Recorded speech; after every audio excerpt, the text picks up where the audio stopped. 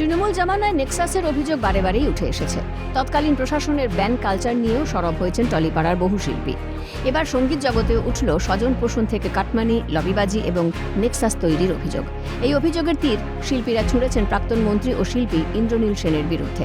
মঙ্গলবার সল্টলেকে বিজেপির রাজ্য দফতরে আয়োজিত জনতার দরবারে উপস্থিত হয়ে সঙ্গীত শিল্পীদের অভিযোগ, সরকারি সাংস্কৃতিক অনুষ্ঠানে অংশ নেওয়ার ক্ষেত্রে লাগাতার বৈষম্যের শিকার হতে হয়েছে তাঁদের।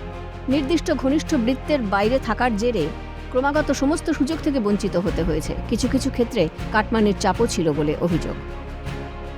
এখানে নেক্সাস চালাতেন ইন্দ্রনীল সেন এবং তার যারা পরিষদ, তাদের মধ্যে অ্যাপসের শিবাজি চট্টোপাধ্যায় অন্যতম গুণী শিল্পী, এবং তার পরবর্তী শিল্পীরা যাদের উনি চুজ করে দিতেন, এবং ওনার দাদা ইন্দ্রজিৎ সেন, তার 3টে কোম্পানির মাধ্যমে এটা চলতো।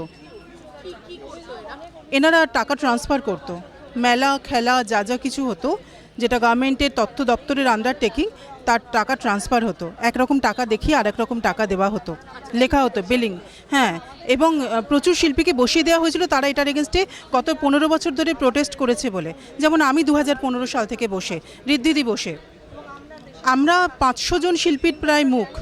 সারা পশ্চিমবঙ্গে এরকম বহু শিল্পী রয়েছেন যারা গান গেয়েও টাকা পাননি, অথচ তারা সই করেছেন। অভিযোগ, 2015 সালের পর ইন্দ্রনীল সেন দায়িত্বে আসার পর থেকেই শিল্পীদের সুযোগ সুবিধে করে দেওয়ার জন্য শুরু হয় কাটমানি কালচার, যা আস্তে আস্তে ছড়িয়ে পড়ে জেলায় জেলায়। এই নেক্সাসের সঙ্গে শিবাজি চট্টোপাধ্যায়ের মতো নামী শিল্পীদের নামও জড়িয়ে থাকার অভিযোগ সামনে এনেছেন সঙ্গীত শিল্পীরা। এসবের পাশাপাশি ব্যান হওয়া শিল্পীরা কোনো সরকারি অনুষ্ঠানে গান গাওয়ার সুযোগ পেতেন না। আবার অন্যান্য শিল্পীরা লবিবাজির ফাঁদে পড়েও কাজ হারিয়েছেন বলে অভিযোগ উঠেছে। সিন্ডিকেট রাজ মিউজিক ইন্ডাস্ট্রিতে যে ব্যান কালচার, যে নেক্সাস, সেগুলো বন্ধ হোক। কারণ আমরা এটা ইন্দ্রনীল সেন এবং তার সাঙ্গপাঙ্গরা করেছে। সেই 20 সাল থেকে আমি গলা তুলেছিলাম এবং তখন আমাকে পুরো গলা চেপে বন্ধ করে দেওয়া হয়েছিল। সরকারি কাজ আমি পেতাম না, আমি সরকারি হল পেতাম না। ইভিন আমি যে কর্পোরেট কাজ করতাম সেই কাজগুলোতেও আমাকে বাধার সৃষ্টি করা হয়েছিল। দীর্ঘদিনের জমে থাকা ক্ষোভ, অভিযোগ সামনে এনেছেন বঞ্চিত শিল্পীরা।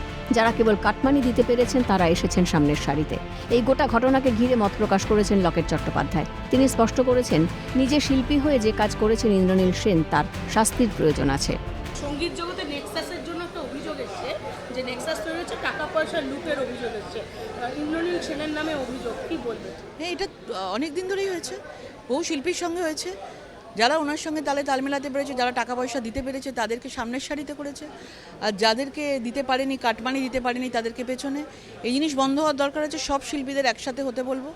এবং ইন্দ্রনীল সেন যে দোষ করেছেন, যে ভয়ঙ্কর যে সিন্ডিকেটবাজি করেছেন শিল্পী জগতে, একজন শিল্পী হয়ে তার একটা শাস্তি হওয়া দরকার আছে। মঙ্গলবার ছিল সল্টলেকের বিজেপি দফতরে জনতার দরবারের তৃতীয় দিন, আর সেখানেই সুরের জগতের শিল্পীরা একযোগে তুললেন বেসুর সুর।